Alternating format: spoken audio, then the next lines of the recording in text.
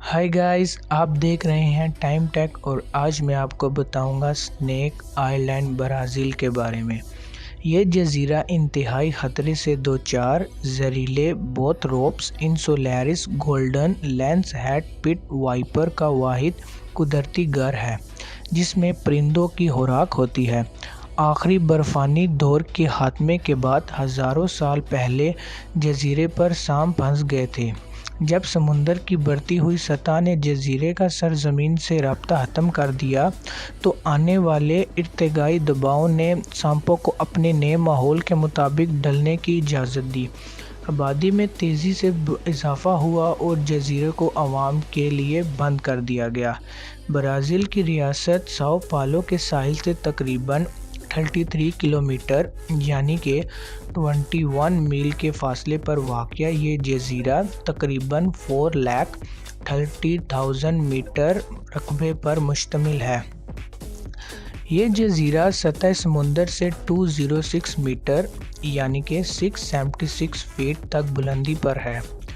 इस जज़ीरे में मतदल आबो हवा है जो इसके पड़ोसी जज़ीरे नेमर की तरह है।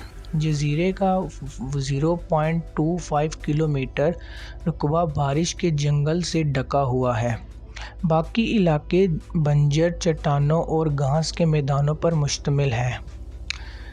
कोइमाडा ग्रांडे अगस्त में औसतन 18.38 डिग्री सेल्सियस से लेकर मार्च में 27.28 डिग्री सेल्सियस तक है और बारिश की हद जुलाई में 0.2 मिलीमीटर फी माह से 135.2 मिलीमीटर तक होती है।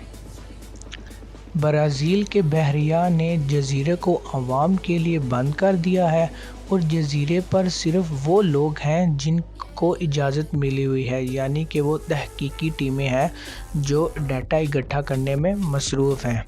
इंसानों और सांपों की ज़िंदगी के तहफ़्फ़ुज़ के लिए इसे आवाम के लिए बंद कर दिया गया है और इस जज़ीरे को दुनिया का ख़तरनाक जज़ीरा भी कहा जाता है। तो उम्मीद करता हूँ कि आपको ये वीडियो अच्छी लगी होगी। अगर अच्छी लगी है तो लाइक कीजिएगा, कमेंट कीजिएगा और सब्सक्राइब करना मत भूलिएगा।